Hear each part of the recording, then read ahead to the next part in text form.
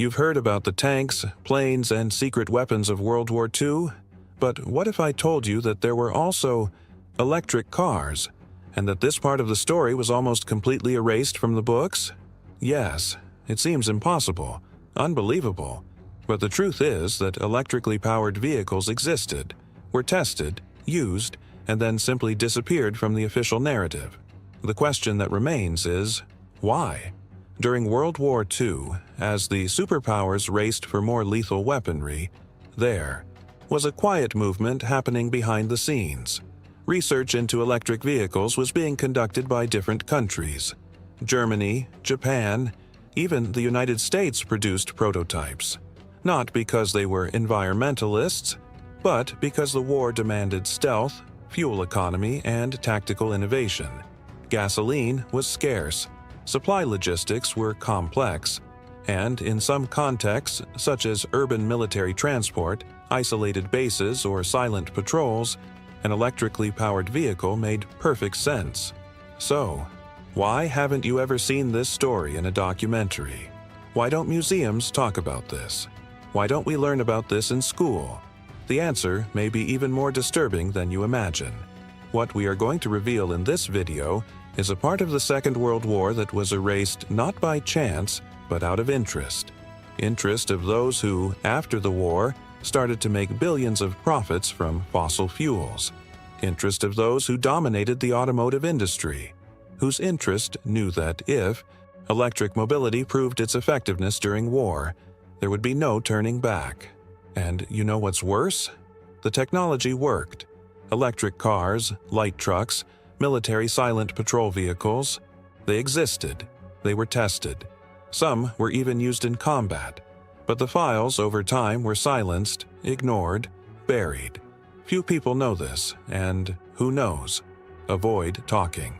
Today, when we talk about the electric revolution, we think about Tesla, autonomous cars, and charging stations. But maybe this revolution had begun in 1942, or even before. Perhaps it was purposely delayed, because for many powerful people the end of oil dependence was not welcome. In this video, we will open this black box of history. We will show forgotten documents, rare photos, declassified files, and evidence that shows that yes, electric cars were at the front of the war, and yes, someone tried to hide it very well.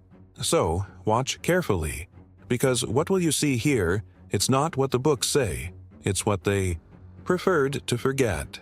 What you will see in this video is not a simple historical curiosity. It's a chapter hidden, intentionally muffled, which could have completely changed the course of automotive technology and our current energy dependence. Yes, electric cars existed during World War II.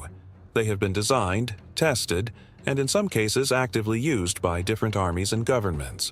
We are not talking about futuristic concepts or ideas. We are talking about real projects, built under pressure with clear objectives: save fuel, reduce noise, and guarantee mobility even in the midst of the logistical chaos of war. But if this story is true, why does almost no one know about it? This is the question that guides this entire video. And when you watch until the end, you will discover exactly who erased this chapter of history, and why. During World War II, oil became one of the most strategic resources on the planet. No war machine worked without it. No planes took off. No tanks advanced. And the ships, dependence. The trucks, even more. Germany, for example, was hit hard by blockades that limited its access to oil. Japan faced severe restrictions that even motivated its attack on Pearl Harbor. The shortage was so extreme that the Allies and the Axis sought alternatives, and one of the solutions found was, surprisingly, electricity. Electric vehicles have begun to be reused in factories and military bases. Some models were adapted for tactical functions: transporting supplies, silent movement in sensitive areas, urban movement in occupied cities. And the most curious thing, the engineers knew this worked. In the United States, there have been small-scale trials of electric fleets for domestic military services. France, under occupation, developed electric cars to escape gasoline rationing. and in Japan, hybrid models with rudimentary electrical systems began to appear as emergency alternatives. But after the surrender of Germany and Japan with global reconstruction under the command of the victorious powers, electricity as an automotive alternative was left aside, not because of impracticability, but for political and economic convenience. You need to watch until the end, because this video will show you how the era of post-war reconstruction was also the era of technological silencing. The files have been archived, the forgotten documents, abandoned vehicles. It was no longer convenient to talk about alternatives. It was time to rebuild and sell oil. The winning powers began to encourage the oil industry as the basis of the economy. Major trade deals were struck. Automotive manufacturers, who profited from combustion engines, returned to action with full support from governments. And the electric car, which could have been reborn from the war as a solution, became an uncomfortable issue. Why did it bother you? Because it would prove that it was possible to live without fossil fuels, even under the most extreme conditions. And if this had been revealed to the public, the post-war period would have taken a different path. But the path chosen was different: dependence, profit, and control. In this video, you will discover the names of companies that designed and tested military electric vehicles, the models that actually circulated and are not displayed in any museum, technical reports that prove the effectiveness of electrical solutions in times of war, and the deliberate actions to ensure that this story never gained prominence. You will realize that the deletion was not accidental. It was strategic, it was silent, and it was effective. That's why you've never heard of it. That's why books don't count. And that's why you need to watch until the end. Because what was done in the past continues to be done at present. Electric cars continue to be treated as new, trend, technology of the future. But they already proved their viability almost a century ago. And every time this threatens to become consensus, someone pulls the brakes on history. In this video, you will understand how the Second World War was the scene of the first major sabotage of electric mobility, and how the decisions made there still shape our world, dirty, noisy, and congested, to this day. World War II is often remembered for its technological innovations: jet planes, radar, primitive computers, nuclear bombs. But there is a little discussed aspect of this era of technological acceleration: electric vehicles. Before delving into the conspiracy to erase this history, it is essential to understand the context in which these vehicles emerged, and why, even under the extreme conditions of war, electricity was once again considered a real solution for mobility. Let's go back in time a little. In the 1910s and 1920s, electric vehicles already existed, and in some places were more popular than gasoline-powered ones. They were silent, clean, and more reliable for urban journeys. But the combination of mass production of the Ford Model T, the advance of the oil industry, and the decline in the cost of gasoline buried the first era of electric cars. Then came the war. With the start of the conflict in 1939, and especially after the U.S. entered combat in 1941, fuel consumption exploded to levels never seen before. Tanks, jeeps, supply trucks, planes, warships all demanded oil, and the ability to keep armies moving depended directly on supply logistics. This new scenario called into question the efficiency of the centralized fossil fuel consumption model. Nazi Germany, for example, faced serious limitations in access to oil, especially after the Allied naval blockades and the destruction of strategic oil fields. The country invested heavily in synthetic fuels, derived from coal, and in energy alternatives. Among them, the use of electric vehicles in factories, underground bases, and silent patrol tasks. Small electric trucks were used within industrial complexes such as Auschwitz, Dachau, and other ammunition factories. Some of them moved supplies, parts, weapons. They operated with heavy, limited but effective batteries in closed environments and where operational silence was important. These vehicles, they weren't just experiments. They were used practically during the war effort. In Japan, gasoline shortages have led to experiments with hybrid and light electric vehicles, particularly in urban areas.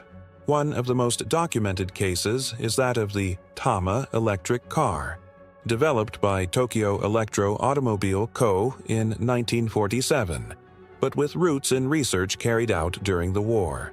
The project was so promising that years later it would become the basis for the development of the future Nissan. In occupied France, and also in parts of England under fuel rationing, several small electric urban vehicles appeared, with reduced autonomy of course, but which were used for deliveries, postal services, and personal mobility in times of extreme rationing.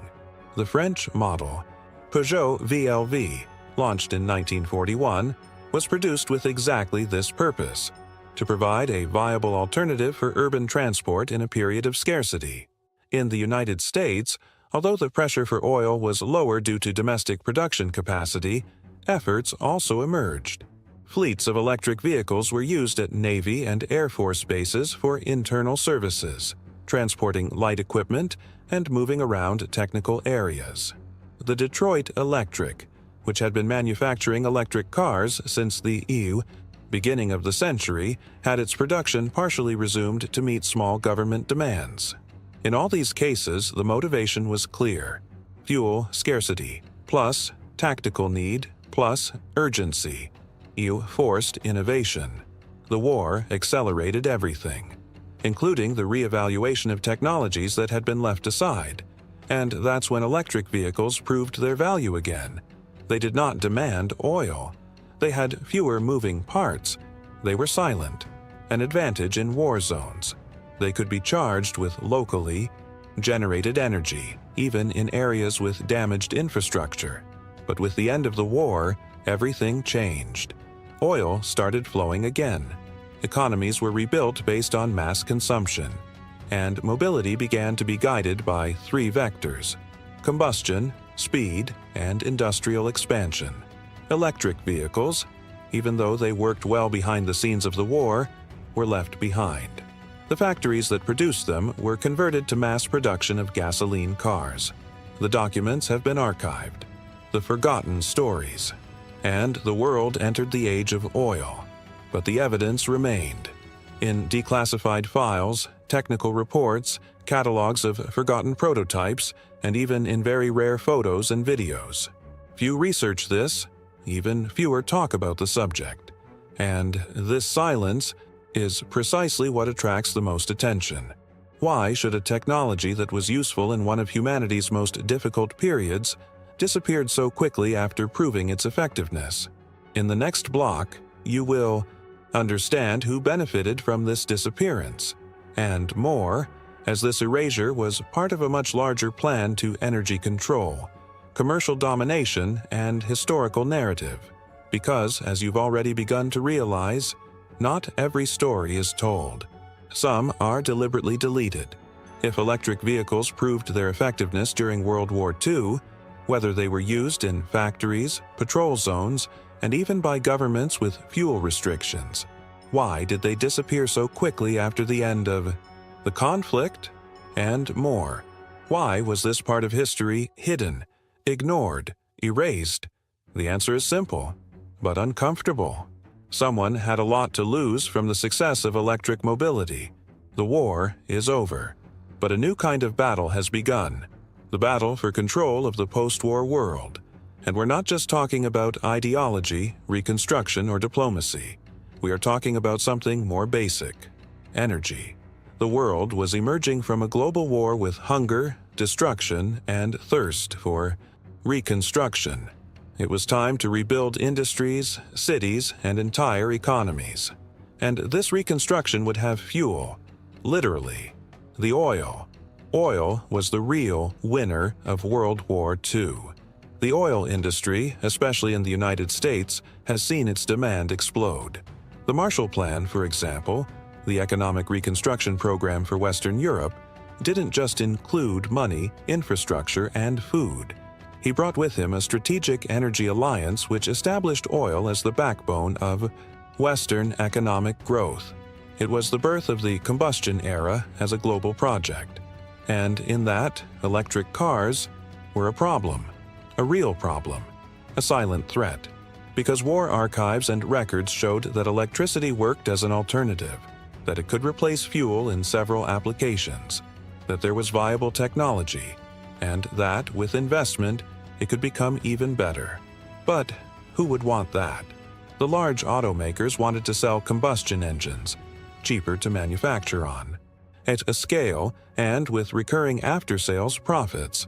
Oil companies wanted to guarantee decades of extraction, refining, distribution, and profit. And governments, fresh from a war, sought stable partnerships with industries that guaranteed rapid growth and geopolitical control. The electric car was not part of this plan.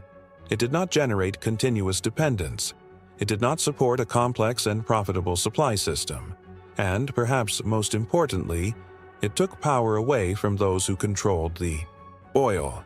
This is where the erasure begins. Deliberate, surgical. Files on military electrical projects have been archived, some classified as confidential for decades. Others simply disappeared from public records. Automakers, even those that had carried out tests and promising models during the conflict, did not speak further about the matter. Detroit Electric, which produced electric cars for more than 30 years, disappeared without fanfare. Continuity proposals were shelved. Prototypes disassembled. Researchers redirected. The official narrative was constructed quickly and efficiently. The car of the future would be combustion. Gasoline was a symbol of freedom, speed, progress, and anything other than that would be treated as an outdated relic or utopian fantasy. The media played an essential role in this process. In the 1950s and 60s, magazines and advertisements sold the idea of the car as the ultimate expression of individual freedom, and they all ran on gasoline. Electric ones? No mention, no historical rescue, no credit for his role during the war. The automaker's own marketing helped reinforce this erasure. The industry deliberately created the myth of the weak electric vehicle, with no autonomy, expensive and unfeasible, even though in practice trams had played fundamental roles in times of crisis. And so history was written by those who dominated the trillions of fossil energy. Today, when we talk about electric cars as the future, we are ignoring that they were once the present, in 1943, in 1945, in 1946. But someone decided that the world wasn't ready yet, or worse, that it shouldn't be. Have you ever wondered why, even with all the technology, electric cars only started to be taken seriously more than 70 years later? Is it a coincidence that this return only happened? When did companies appear outside the traditional automotive and oil sectors? When did startups like Tesla challenge the combustion narrative monopoly? Could it really be a question of technology? Or power? The answer lies in documents that never made headlines, in prototypes that rotted in warehouses, in military archives that never gained prominence, in the story that was almost told but was silenced before leaving the shadow. In the next block, you will understand the impact of all this, what the world could be like today if we had followed the electric path way back when. Less pollution, less dependency, more autonomy, and, perhaps, another way of seeing what progress is. But instead, the future was postponed, pushed forward, blocked, for those who had a lot to gain from delay. Let's do an imagination exercise. What if, at the end of World War II, instead of diving headfirst into the fossil fuel-based model, the world had embraced what had already been tested at the front? What if electric vehicles, which had proven useful at critical moments, had been improved, encouraged, and mass adopted? The answer may seem utopian at first glance, but it's not.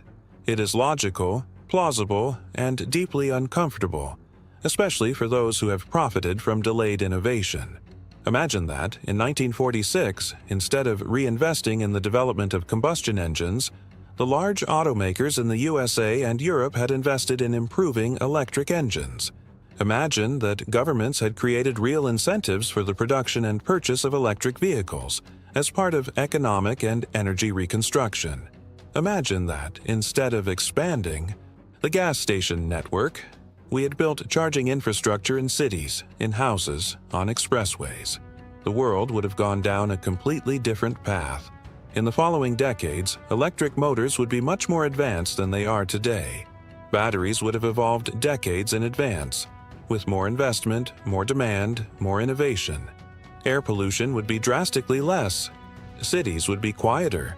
Urban populations would breathe easier.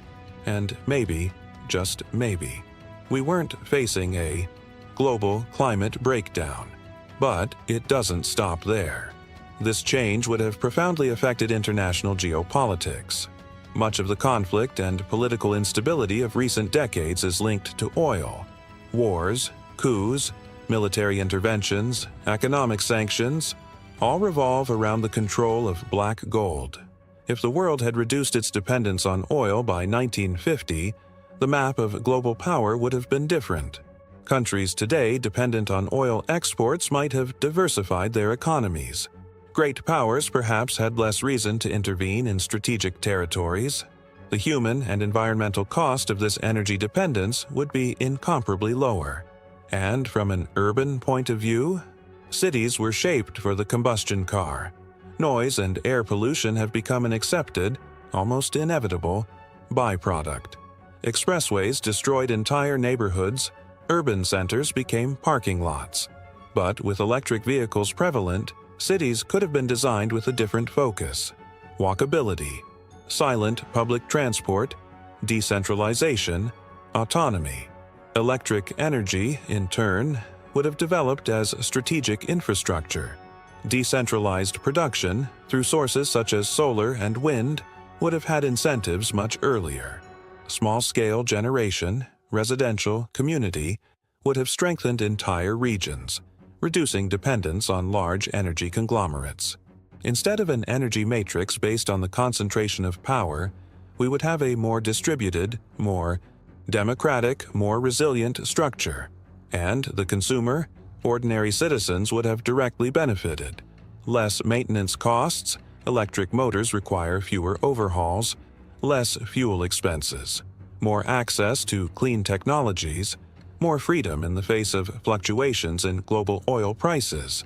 Maybe the automakers themselves were different, focusing on efficiency, sustainability, and not on increasingly larger, heavier, and consumer models. Perhaps the concept of mobility itself was different. Of course, this alternative world wouldn't be perfect, but it would be cleaner, quieter, more rational. And all this is not a futuristic fantasy. It was technically possible in 1945, but that possibility was crushed. The choice has been made. Not for everyone, but for a few. Few who decided that oil would be king. Few who preferred continuous profit to decentralized innovation. Few who wrote the future with oil paint. And now, decades later, we're trying to get back to a point where we had already achieved. We tried to redesign cities, create charging infrastructure, popularize electric vehicles. But all of this was decades late, with environmental damage already underway, with public health crises worsened by pollution, with gridlocked cities and exhausted citizens. What you need to understand is, we already had that chance. We already proved that it was possible. During the war, during the crisis, in the most difficult time in modern history. And we let it slip, because someone decided it wasn't the right time. Or, better said, that it was the wrong time, for anyone who wanted to maintain power. In the next block, we will understand the impact of this today, how the pattern of boycotting innovation continues, and if there's still time to turn this game around. After all this, the inevitable question is there still time to correct this historic error? Or have we already missed our chance? Way back in 1945? The truth is that the world is, once again, at a crossroads. Just as in the post-war era, we are surrounded by energy crises, environmental collapses, wars over resources, and growing pressure for change. The difference now is that we know what is at stake, and we know what we were denied in the past. Today, electric vehicles are finally gaining ground. But it wasn't easy. There were decades of resistance, manipulation, silent sabotage, and controlled narratives. They only started to advance when new actors, outside the traditional axis, decided to break with the system. But the obstacles remain. The oil lobby is still real. The automotive industry is still resisting total change. Infrastructure advances slowly, and the same speeches from the past still echo around. It's too expensive. It's not viable. There is no demand. The same excuses you heard in 1946 are repeated in 2024. The question is no longer technology, and willing, and political courage, and popular pressure. And that's why this forbidden story needs to be told. Because understanding the past is the only way to prevent it from repeating itself. And because the future that was blocked can still be rebuilt. Not from scratch, but with awareness. If we had followed the electric path 80 years ago, the world would be different. But we didn't go. Now, it is our generation that has to decide whether we will continue to accept the choices that others have made for us, or if we are finally going to return to the path that should have been followed from the beginning. So, I ask you, are we going to let this erasure continue, or are we going to bring this story to light and make it a new beginning? Comment below. Do you believe there is still time to change course? Or are we living the consequences of an irreversible error? Like, share, and subscribe, because in the next video we will reveal other forgotten technologies, ideas that were silenced, abandoned, or prohibited, because they threatened the interests of those who always commanded them. The future is not impossible. He was just delayed.